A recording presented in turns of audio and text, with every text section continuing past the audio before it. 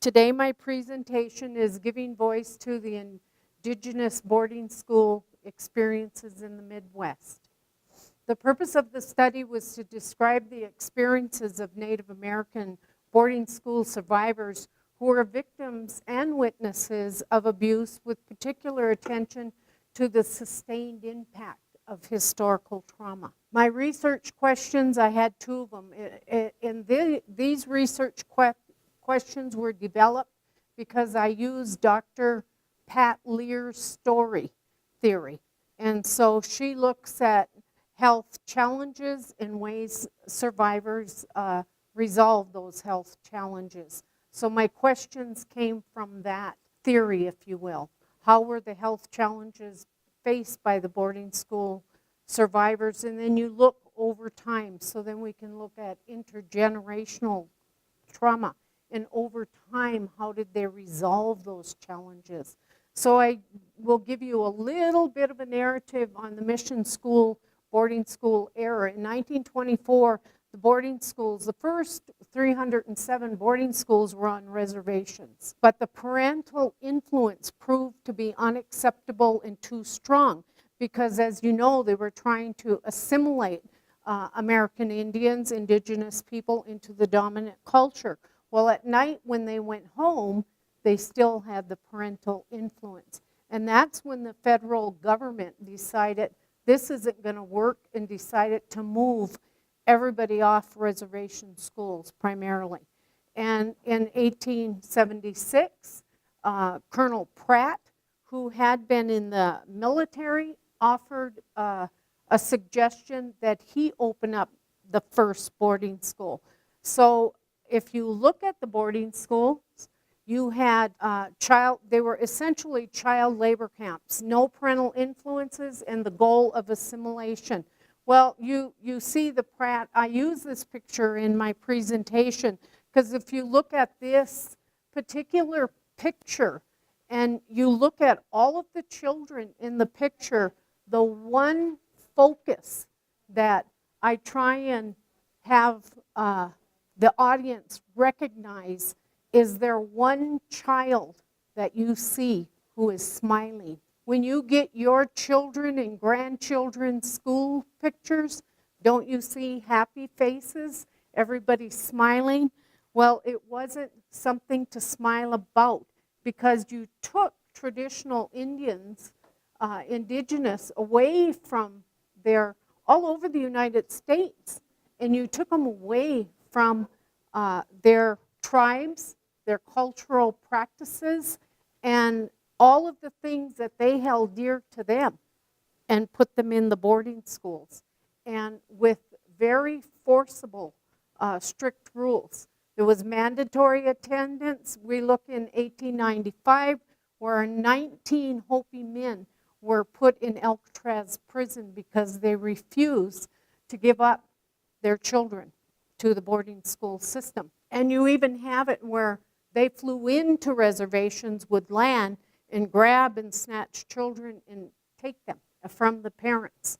So if they didn't give them up willingly, rations were withheld. So they'd starve people. And so by 1909, there was 157 mission boarding schools throughout the United States. And one of the boarding schools is where the participants that I interviewed and also where I attended was one of these schools. Over 100,000 children were taken from their homes. The definition, I looked at historical trauma, and I looked a lot at Maria Braveheart Jordan's work, because she did a lot on historical trauma. And she defines it as the cumulative and collective emotional wounding across generations, which I really believe is an appropriate definition for what students went through. And in 1980, PTSD was classified as a verifiable mental disorder by the APA Association.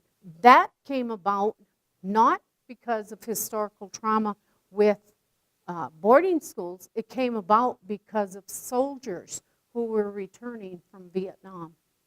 and how damaging that experience was. So PTSD was looked at and then verified. So if you look at what we experienced, and the participants that I interviewed all suffer from historical trauma, but diagnosed with PTSD. So the response is depression, self-destructive behavior, suicidal thoughts, ideation, completion, anxiety, low self-esteem, anger issues, substance abuse, and self-medication. The consequences of it, you see that conspiracy of silence, and Maria Braveheart talked about fixated trauma, impaired trauma, and disenfranchised trauma. That conspiracy of silence is the perpetrators, the refusal to seek forgiveness, to acknowledge. They're complacent. The church at large doesn't want to hear these stories. They don't want to acknowledge that this ever happened. So because of that conspiracy of silence, it places the burden back onto the survivors, onto the minor children whose only crime was being vulnerable, and now they're adults and still have to deal with this conspiracy of silence.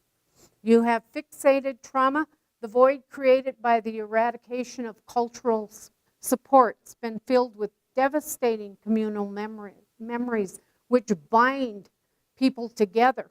But that again is like, you can talk about, if I meet anybody who's gone to boarding school, I can say I'm a boarding school survivor and the walls come down.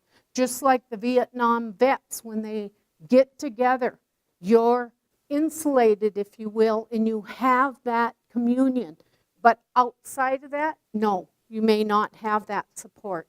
Impaired trauma, the lateral oppression of victims has resulted in intimidation, manipulation, abuse, and overall dysfunctional behaviors within tribal families and communities.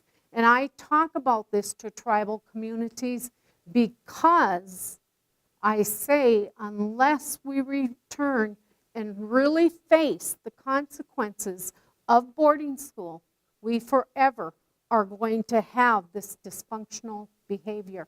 If we're truly going to heal, we have to recognize, give voice to, and talk about that abuse, whether it's uncomfortable or not.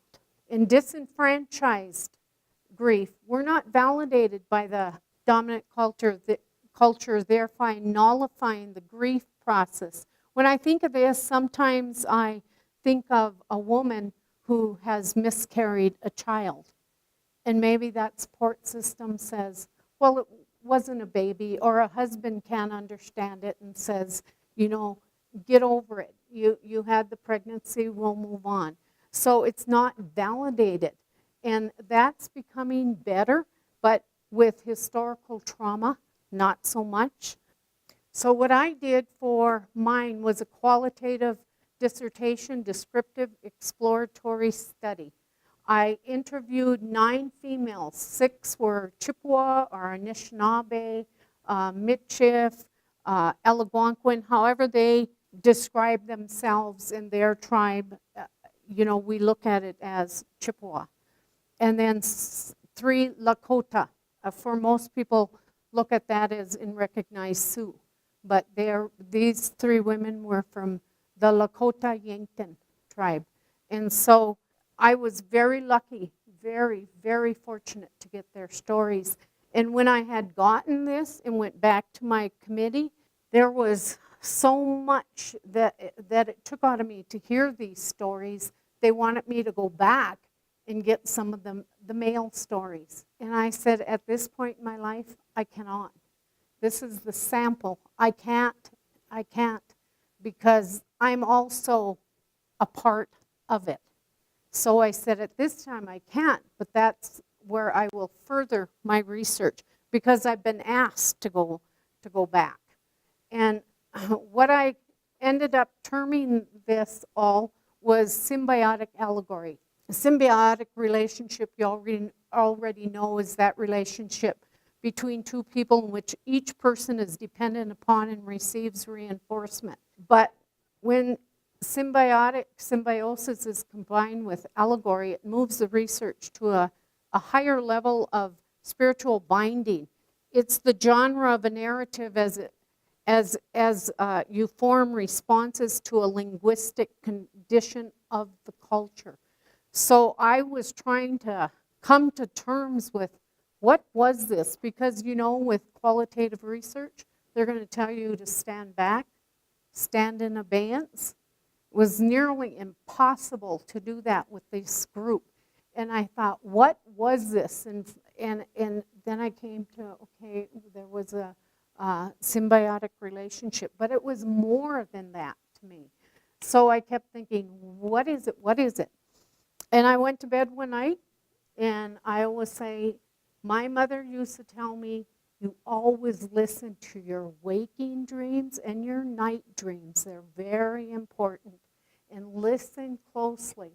And so I'd been dreaming about my mother. And I woke up, and there the word was in my head, allegory.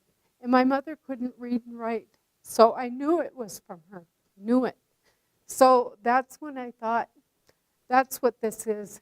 And so because of that allegory, I felt a real need to honor our cultural ways in having a healing ceremony.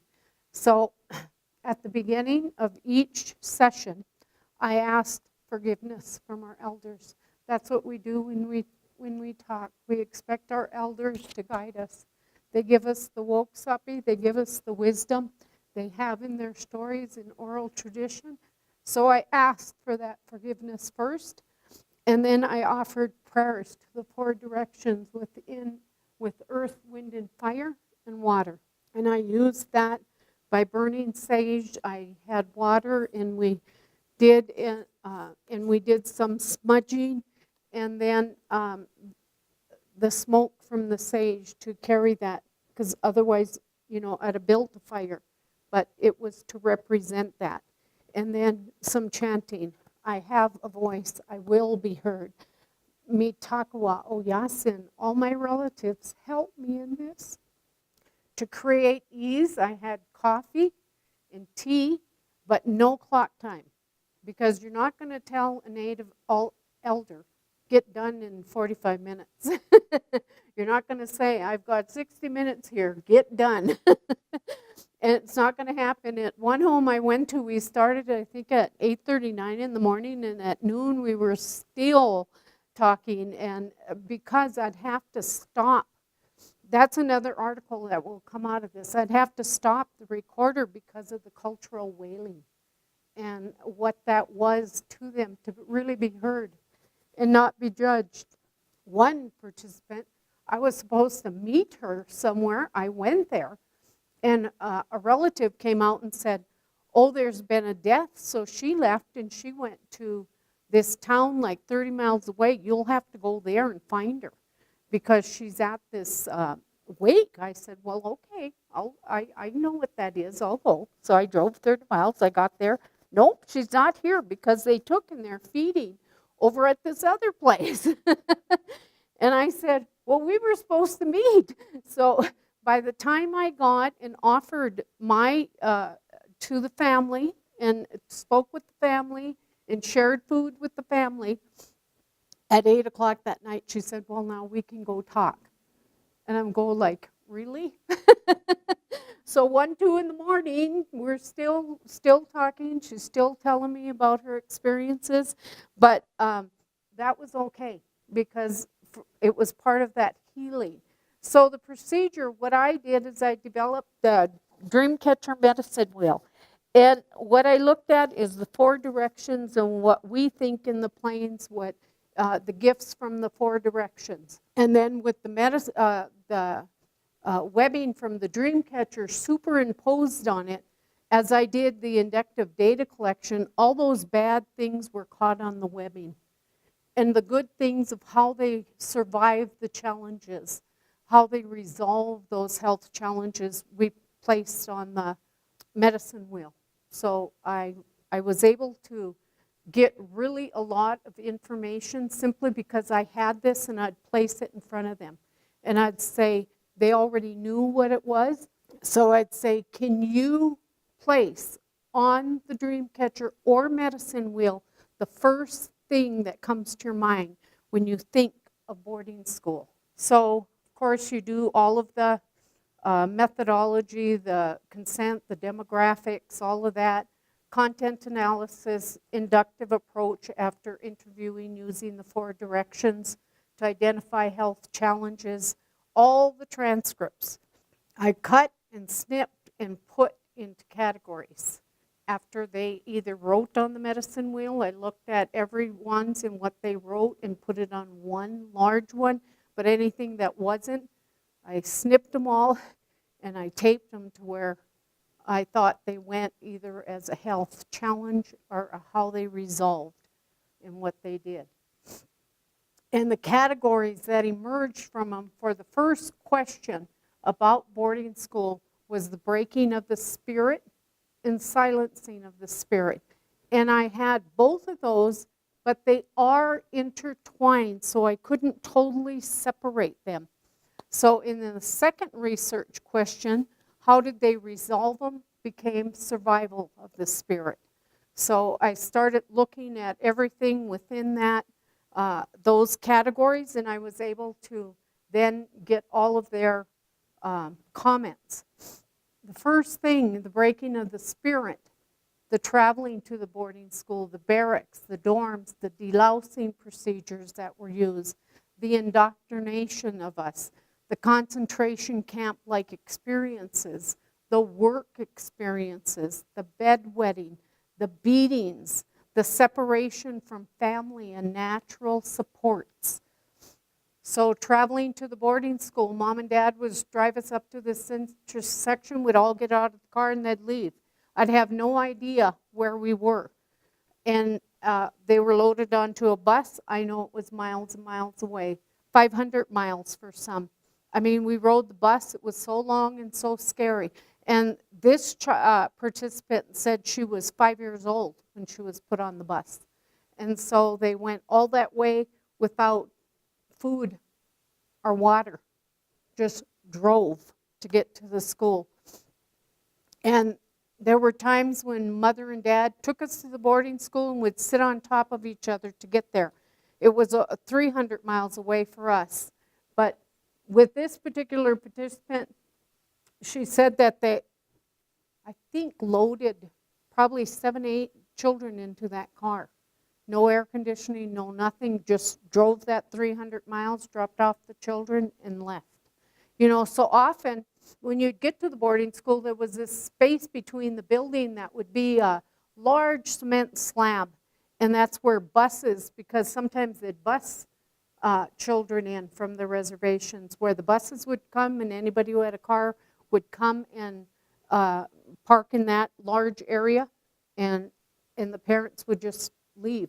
I think probably for many it was a very painful experience, both for the child and the parents. So perhaps it was easier just to leave. The delousing, they would apply DDT powder on your head. Now you know that's a pesticide because of course we were dirty and we were full of bugs. You could not wash that off, as one participant said. If any of it came out, they'd just put on more and they'd keep on putting it on our heads. And maybe about 4 days later, they'd say, okay, you can wash it off. Well, you'd have it on all week, and then Saturday was shower day, so you'd go in and you'd shower, and then you could, you could wash it out. But for many of them, they actually took this as they're going to kill us. The older boys, they were taught to go by. If they seen anybody with DDT, they'd smack you on the head so the powder would puff. And they taught the older children to abuse the younger children to keep the children in line, and that's what the participant was getting at with this story. Concentration camp experience, that follows the DDT. After that experience, then they would take us into a room and show us old German movies about the concentration camp and how they used to bring them to the shower. but then they'd put them in the gas chamber and kill them. So we all lived in fear. What if we were going to die? And you're talking 5, 6-year-old children. So they really thought on Saturday with their shower, they were going to die. So even to this day, one of them said, I'm afraid of getting in a shower for too long because the memories come back like flashbacks. I hurry up, get out, and because it's that visual memory is always with me. Bedwetting. If anybody wet their bed, it was a huge exercise in humiliation. You'd have to stand in 2 lines, and there were kids that wet the bed. Then you'd have to go through the lines, and the other children would have to beat them and yell names at them for wetting the bed. Then they'd have to put the wet sheets over their heads and walk across campus to the laundry area, laundry room. And children, she said, then would hang out the windows because the building was 3 stories. So open the windows and hang out and scream at them. And if you didn't do one or the other, then you were reprimanded. So you had no choice with that abusive behavior of how to belittle the smaller children. And that came out later with one of the participants saying all I ever knew was that strict discipline and control. And that's how I raised my children. I didn't know it at the time that it was abuse, but that's all I knew. Beating and other cruel treatment.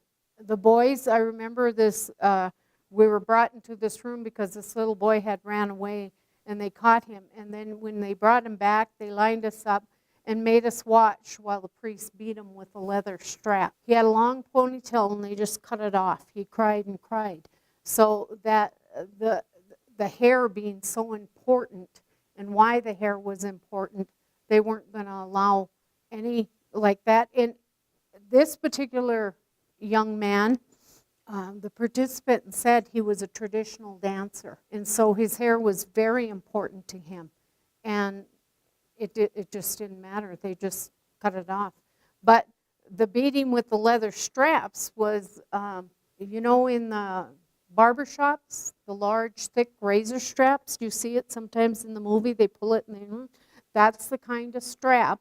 If father came in and said, you stand up against that wall in a classroom with your hands above it, you were beaten with a leather strap like that till you could hardly. Sometimes you'd make the boys take the shirts off and beat them until it raised right up to, it's like just, the participant said it was just like beads. If one more hit, the back would have started to bleed. And so, and the children with runny nose. This one I remember myself because I witnessed this particular, well, I witnessed a lot and went through a lot of everything they said. But with the runny nose, they'd put cans under their nose. They'd take like a soup can and hit it with a nail and make a hole on each side. And then they'd put a string and then they'd put that, and you had to wear that if you had a runny nose. And there was no getting around it. So the idea was that other kids would belittle you or make fun of you or you know, call you names. So sexual abuse. 2 of the 9 respondents revealed that they'd been raped by the priests at school. 3 related incidents in where they were sexually violated by a nun. So when I looked at them, I looked at that contextual factor of secrecy, one of disregard for privacies, and again, that persistent fear comes up and how that affected their lives. One of them said, the nuns and priests told us that they were like God and they performed God-like activities. One time I hugged the priest and he sat me on his lap and then he put his hands down there and made me feel his penis. Another respondent said the priest turned me around violently, put his hands to my face. I thought he was going to choke me and kill me, but he just reached under my dress and yanked my panties down and just started, you know, and then he just started raping me. With this particular participant, as the priest performed this in rape. Then when he was finished, he just pushed her and said, you go clean yourself up and get out of here. And you're never to mention this, ever. And so I think a lot, because that was so ingrained, that secrecy, that was kept for years and years and years, where communities didn't talk about it, and still some of them won't talk about it. Or some of them will say, no, that didn't happen. Oh, this is another participant where he dragged me from the back over where they baptize the children and would say, anything that happens here stays here. And that was ingrained into us from day one. Day one. Don't you ever speak about this. So like I said, you'd go home in the summer. You never talked about school, ever. Never to anybody. We just went to school. And so, and even as these participants grew up, if their children tried to talk to them about, like, what did you do in school? What did kind of, nothing. Don't talk about it. Don't know, nothing. It was trying to learn, how do you be a parent in a school system that's different, where you maybe can embrace the activities your children are doing. That's very, very hard to do. This participant remembered the first time she had her first period, and the blood was running down her leg, and she was doing the dishes, and we had a very large commercial dishwasher, like the military, or like where you loaded the trays into it. And even though she was loading the trays and carrying the trays, and she felt, what's wrong with me, and looked, and there was blood coming down her legs, and she was told, you get back and finish your job. You're not leaving this area. So she felt so humiliated. And here again, only 2 pads to 3 pads for each cycle, no matter what. That's what you got. So we had to make those 3 pads last, or we'd use our own socks to do that, and then rinse them out. And then she would, I said, well, if you rinse them out, how would the sisters not know? She said, anything we rinsed out by hand or washed, we put under the mattress. And because we had military barracks beds, because they had been given, those beds were used military, we would lift the mattress and put them on the spring, so dry them underneath, so they wouldn't even know we had used them for that or had them, because they would have been in trouble for that too. One of the survivors said, I'm afraid of the dark and afraid of the light. What was done to me? And this participant divulged that for some reason, sister would put her on a gurney. And we were in a large dorm, so you had 80, 90 children in one dorm, and would put her on this gurney, and there were no privacies. There was just 3 rows of sinks, so you washed up at night. There was no shower or anything. Then you could go into this other area, and there was 4 stools. So any kind of privacy to wash up or take a partial bath, that was in front of everybody. You know, you just didn't have it, but sister apparently would put her on a gurney and then do rectal and vaginal exams on her, because she said she had a stomach ache, and sister had to find out what it was from. So she was abused in front of everybody. So, and that was, so she has had this persistent fear that never went away. The other participant said, I was so afraid of the priest, even in my late years. I just think about that, and you know, it would just about make me shudder. And she finally, I think this participant said when she was a junior in high school or a sophomore, told her mother, if you make me go back, I'm going to kill myself. I am not going back, not. And she wouldn't tell her mother why. So she went to another boarding school. And she said, at least I wasn't the one abused at that boarding school, but the same kind of abuse went on. So for all of them, with the physical and mental abuse, you had that interrupted education where I think all of them dropped off out of high school, never completed high school. two of them did. The one who graduated, completed high school, and one of them, one, two, maybe three, went back as adults, like way later, like in their 50s, maybe early 60s, and got their GEDs for themselves to say, I'm not stupid, I'm not done, I could have done this. But the depression for many of them, and the grief and loss of cultural support, cultural identity, was more than some of them could deal with, because they couldn't transfer that cultural knowledge that they should have been to their own children. The substance abuse was pretty severe. And then we get back into the relationships. Many of them, I think one of them had been married or with a different partner 4 different times. One was with 3 different, I mean, it just affected everything that they did.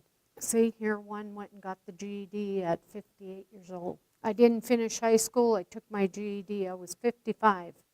I wasn't really schooled in anything. We weren't taught anything to carry on, like higher education, or maybe you could do something with your life, because it was constant reinforcement of you're never going to be as bright as your white counterparts. You're never going to be able to compete with them. And, you know, when I first heard that, I was like aghast. And then I sat, and it's like a flash came to me, and Father Francis saying to my mother, these kids aren't going to amount to anything. They can't do anything. But I was sitting there, and he goes, but this one, maybe, because she's got a gift of gab. And so I look back and I say, Father Francis, I did. And I've lived to tell this horrific story. So you were right. I did have a gift of gab, but it was to bring awareness to this. I started drinking very heavily when I was 13. I think that's when I started drinking, and I never quit over the years with my husband and children. I drank every day and very heavy, a 5th or more a day of whiskey. And a lot of times I'd drink a gallon of wine in one night. It didn't matter as long as I was drinking. And with this particular person, she said, I think one of her grandchildren asked her something one day, and she had no idea what he was even asked her because she was still so hungover or whatever.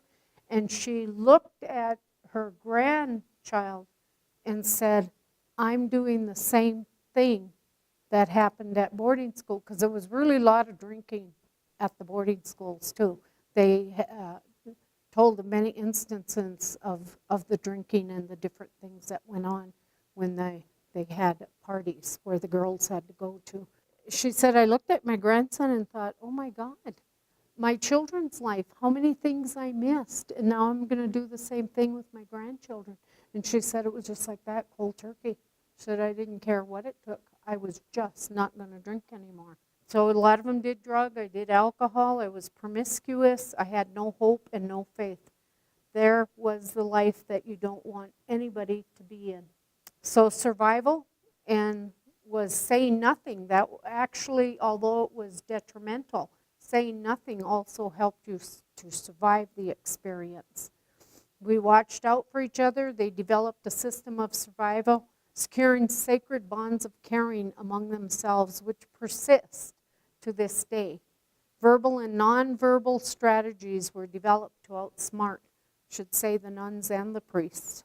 Being able to tell my story, I'm able to live with my issues. I can talk about it now, and it feels good to be able to talk about them and tell, knowing right now that I'm a better person because of being able to tell what happened to me. Another one said, as I get older, I remember. I want to tell my story. I want to remember the abuse.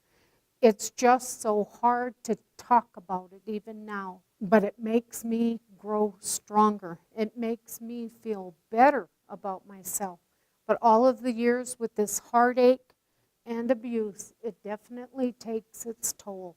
Rejecting Catholicism, the fact that we thought we were going to be in a safe place with the nuns and the priests as being somebody that we could look up to and go to for comfort or a safe haven. The violation of that trust ruined what we had for the Catholic Church. What the nuns and priests showed, there was not anything spiritual in any sense of the word. All I can say now is anything to do with the Catholic Church or any priest goes back to all of the sorrow that we suffered under their hands. And for me, that was the worst for anything that happened. So now some of them have gone, I use medicine and ceremony to help me with the sickness that I had. It's a religious ceremony and it's very indigenous. Go to the medicine man and working with the medicine man. This past year or so, my siblings and I who attended boarding school started getting together, and we go back to prayers with sage and asking grandfather and grandmother in the 4 directions. I fluently speak in tongues, one of them said. I don't know what I was speaking until my siblings told me it was a native language. We can feel our mother now with us. I've spoken several times and it's always in my native tongue. Ineffective parenting. When I looked at increased risk and I looked at residual effects of people who have survived and now children, the suicide rate is 50 times higher than the general population in the American Indian population. Homelessness is 4 times the national rate. Child sexual abuse survivors are 10 times more likely to attempt suicide, and they're 7 times more likely to become drug and alcohol dependent. And then when you look at the ACE scores of and I'm sure you all know what ACE is, the Adverse Childhood Experiences. If you administer that, there's always that high ACE score. What happened to many of the perpetrators, they brought to their homes and their own children. And that has caused tremendous sorrow too, with the sexual abuse, the violence against women, intimate partner violence is through the roof. I just received, here's where I started taping just to look at how I did this, in what directions did this happen. And when you look at birth, you see that fear. That student was only 5, 6 years old. The touching of fingers, one participant told me, if you went to school and you had a brother or sister there, you absolutely could not have any contact with them. So you broke your own family bonds. You had to make friends with other students. So say, for instance, we were Chippewa, they made friends with Lakota people and vice versa. So our family, that's what binds us together. We're like family in a sense. So one of them said that she would call her little sister who was in the 1st through 4th grade, because that was one dorm, and 5 through 8, they had big double doors between, but there was a gap underneath. The little girls would be at that door on the floor saying, go get my big sister, go find my sister, my name is this, can you find my sister? So what they would do is put their hands under the door and touch each other's fingers to say, I'm still here, I'm still your sister. Even though there was very strict restrictions on doing anything with each other, with being with each other. You better play with somebody. The DDT experiences in the youth, they all identified that happened early on, the first time they ever went to mission school, that first week. So you had all of those things that they were afraid of and continue to have problems with to this day. And it's very hard to get counselors or psychologists who have knowledge and expertise in the mission schools. Because it's one of the participants, because I said, did you ever go to counseling? She said, yeah, but I couldn't go to that counselor because the counselor had no idea what I was even talking about. She had no knowledge, background, and didn't want to learn about it. So her focus was constantly on what's now, what could you do now? And she always was like, if I can't understand and talk about what happened, how can I go forward? How can I move forward in the relationship? More, in summary, more needs to be done on storytelling. Even like when I looked at symbiotic allegory, that really built on prior Indigenous work. I looked at Smith's work with decolonizing methodologies. I looked at Wilson's as ceremony as sacred. I looked at a lot of the Indigenous and then looked at storytelling research. So I think more needs to be done, and I really believe there needs to be reinstituted and honored traditional practices in conducting research as sacred. I think I've talked to people and I've talked to them about modifying the Dreamcatcher medicine wheel, but I've also said, look at your own tribe. What are the sacred symbols? What could you use within your tribe to gather and collect stories so that they're meaningful and you can use to get accurate information? Here's more of what I was just putting. So, mitakawa, oyasen, all my relatives, miigwech, thank you for this opportunity.